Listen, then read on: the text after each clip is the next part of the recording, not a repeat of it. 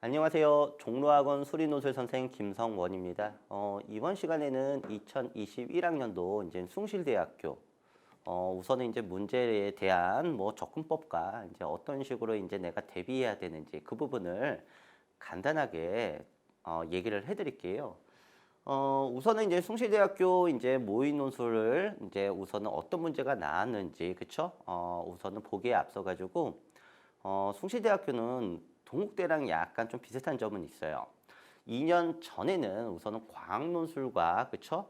통합 문제가 나왔거든요. 과학논술과 함께 이제 우선은 과학 통합이 나와가지고 그때 당시는 문제의 난이도가 그렇게 어렵지는 않았어요. 근데 작년부터는 약간 이제 수학만 보기 때문에 이제 난이도가 상승했고요. 그 다음에 계산 과정도 어떻게 된다? 복잡해요. 그렇기 때문에 우선은 이제 계산에 대한 실수 이런 부분을 꼼꼼하게 체킹하면서 이제 문제를 실수하지 말도록 체킹하면서 문제를 풀어야 될 것 같고요. 우선은 약간의 난이도가 약간 상향했습니다. 그 다음에 좀 난이도가 좀 있다라는 부분을 좀 얘기하고 싶은 게 뭐냐면 단순 문제가 아니에요. 또한 상황이 나온다라는 거. 이제 숭실대학교랑 약간 이제 상황 문제가 나오는 비슷한 학교들이 상당히 많은데 우선은 대표적으로 이제 동국대가 있고요. 근데 동국대 같은 경우는 우선은 수학에 대한 교과 내용을 실어주지만 숭실대는 그러지는 않아요. 약간의 난이도가 좀 있다 정도 생각하면 되고요. 그 다음에 약간 비슷한 대학 같은 경우에 대해서는 이제 뭐 과기대, 그렇죠? 서울과학기술대학교 과기대 문제도 그렇고요. 뭐 여러 대학이 있습니다. 그래서 상황 문제에 대해 가지고 나는 이제 선생님 항상 그래요. 우선은 대비할 때는 적어도 3개년을 보는데 우선은 이제 숭실대 같은 경우는 이제 문제에 대한 족보가 그렇게 많지는 않아요. 그렇기 때문에 우선 동국대 한마디로 이제 숭실대와 비슷한 레벨의 대학이 있죠. 그 대학을 좀 풀어보고 가면 많이 도움이 될 것 같습니다. 숭실대의 문제를 같이 한번 볼 건데요. 한번 문항이 이제 네문항이 나오는데요. 모두 다 계산이 약간 복잡합니다. 그래서 1번 문제부터 어떤 식으로 접근하는지에 대해서 살펴보고요. 우선은 4번까지 어떤 식에 대한 그쵸? 방법과 어떤 식으로 접근하는지 그 다음에 숭실대에 대해서 어떤 식으로 대비하면 될지 그 부분을 한번 간단하게 설명해 드릴게요. 1번 문제 같은 경우에 대해서는 제시문이 이 정도예요. 이제 제시문이 이제 교과 내용이 아니죠. 또한 상황 문제가 나옵니다. 근데 fx가 주어져 있는데 역함수라는 부분에 좀 주목을 해야 돼요. 역함수라는 말이 나오면 우선은 1대1 대응이라는 그치 기본적인 조건이 논해진다는 거거든요. 한마디로 단조 증가, 단조 감소. 근데 감소는 잘 안 나오기 때문에 단조 증가 이런 부분에 대해서는 우선은 좀 알고 가는 게 좋을 것 같아요. 단조 증가 같은 경우, 단조 감소 같은 경우는 1대1 대응이라는 거. 이런 부분을 기본적으로 베이스를 깔고 가야지 문제가 해결이 된다는 뜻이고요. 우선은 문제를 풀면 아시다시피 역함수의 미분법을 활용을 해야 됩니다. 그렇죠? 한마디로 이제 우리는 문제를 이제 구성을 보면요. 한마디로 이제 gx는 이제 f를 이제 활용해서 우리가 문제를 접근을 하거든요. 그렇기 때문에 너희들 역함수의 미분법을 잘 활용해서 이 문제를 접근하면 되는데, 근데 문제 구성은 아무래도 논술 준비를 어느 정도 한 친구들은 좀 무난한 문제로 이제 출제를 한 거예요. 실질적으로 이제 접방을 구하시오. 이제 일명 이제 접선의 방정식이죠. 접선의 방정식을 구하고 정적분을 이용해서 그쵸? 넓이를 구하여라. 이런 맥락에 대한 문제인데요. 문제 자체는 약간 좀 계산이 좀 있습니다. 그쵸?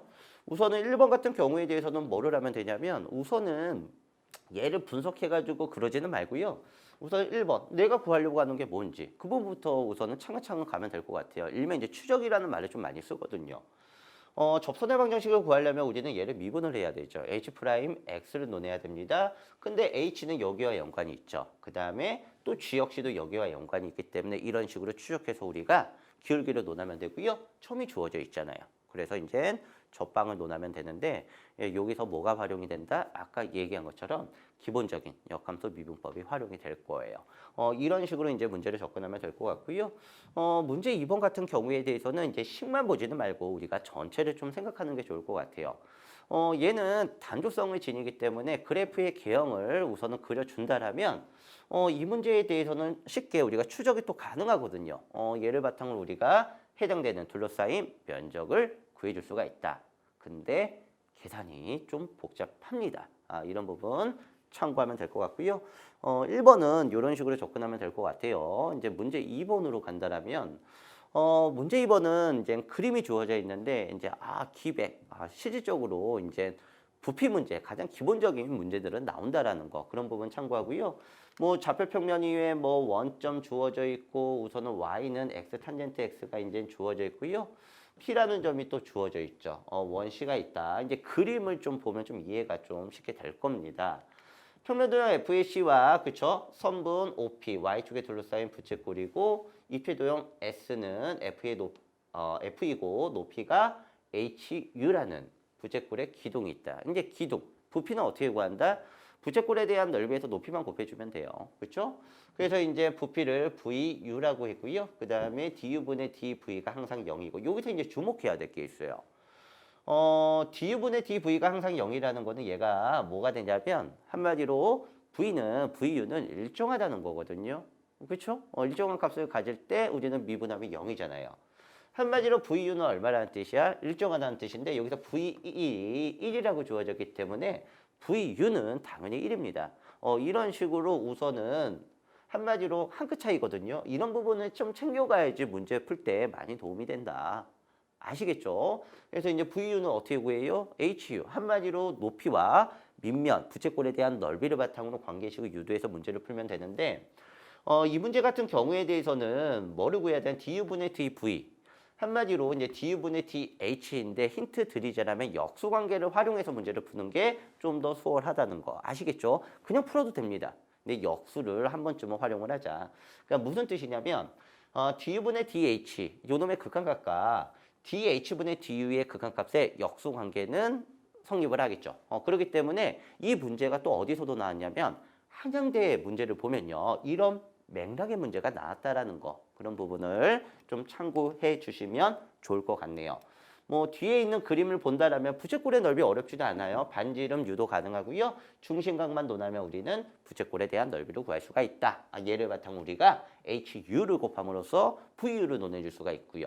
VU가 1이라고 그랬죠. 얘를 토대로 우리는 문제를 쉽게 해결해 줄 수가 있는데 계산은 복잡합니다. 아시겠죠? 그 다음에 이제 다시 앞으로 갔네요. 뒤로 갈게요. 이제 문제 3번으로 가면요. 숭실대는 이제 확률 문제를 상당히 좋아해요. 확통을 좋아하는데 매번 나온다는 거죠. 이제 실질적으로 나올 확률이 더 많이 있다. 지금 문제 같은 경우에 대해서는 이제 기대값이거든요. 생각보다는 지금 네 세트가 나오는데 가장 쉬운 문제가 이 문제가 되지 않을까. 우선은 이제 기대값 같은 경우에 대해서는 이제 독립시행 문제가 좀 많이 나오기는 하는데 이거는 이제 종속에 대한 관련된 문제입니다. 앞사건의 영향을 받아요. 근데 실질적으로 잘 생각을 하면 아마 제시문 한번 읽어보세요.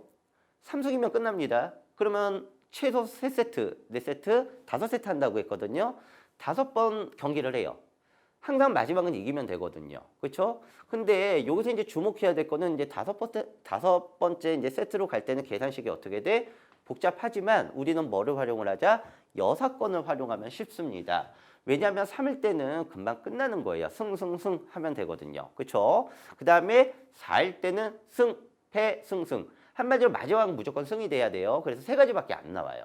근데 5번째는 상황이 좀 많이 있죠. 얘를 머리 활용하면 된다. 여사건을 활용을 하면 충분히 해결이 된다. 우리가 기억할 거는 뭐냐면 그래 확률 문제에는 전체에서 빼주는 구조. 이런 문제들도 많이 나오거든요. 한마디로 1에서 너희들 해당이 안 되는 부분을 빼준다라면 해당되는 확률이 나온다라는 거. 그러니까 여사건을 좀 기억하면서 문제를 접근하면 문제 3번은 해볼 만합니다. 아시겠죠? 다시 또 그러네요. 뒤로 갈게요. 우선은 다음 문제에 대해서 답하시오. 이제 그림이를 잠깐만 보면요. 생각보다 이거는 이제 인하대에서는 상당히 많이 나온 주제예요. 그래서 아무래도 숭시대를 접근하는 친구들 같은 경우에 대해서는 뭐 이런 맥락에 대한 문제를 한번 보고 싶다. 이럴 때는 인하대의 기출 문제를 좀 참고하면요. 상당히 많이 나옵니다. 아시겠죠? 그래서 이제 문제는 이제 두 번째로 무난한 문제이다라고 생각하면 될 것 같은데요. 한마디로 유리함수가 주어져 있고요. 이제 점이 주어져 있죠. 당연히 요 위에 있고요. 이제 그림을 아까 참고하면 될 것 같은데요. Y축에 이루는 방향에 이루는 각을 세타 n이라고 했는데 얘를 딱 보는 순간 이제 선생님이 얘기할게요. 덧셈 정리만 활용하면 쉽게 해결이 될 거예요. 아시겠죠? 계산은 약간 좀 있을 수는 있지만 그림을 잘 판단을 해서 잘 분석을 해서 탄젠트의 덧셈 정리. 결국 우리가 구할 거는 뭐다? 탄젠트 세타 n과 탄젠트 얼마? 세타 n 더하기 1. 이 관계가 그림상에서 뭔지만 파악을 하고 그 관계식만 유도를 한다면 쉽게 우리는 관계식을 유도해 줄 수가 있습니다. 이런 식으로 이제 숭실대 문제가 나왔는데 다시 한번 얘기를 한다면 문제의 난이도가 점점점 상승한다라고 생각하면 될 것 같고요. 상승이라는 부분이 뭐냐면 계산이 복잡하다. 그 부분이에요.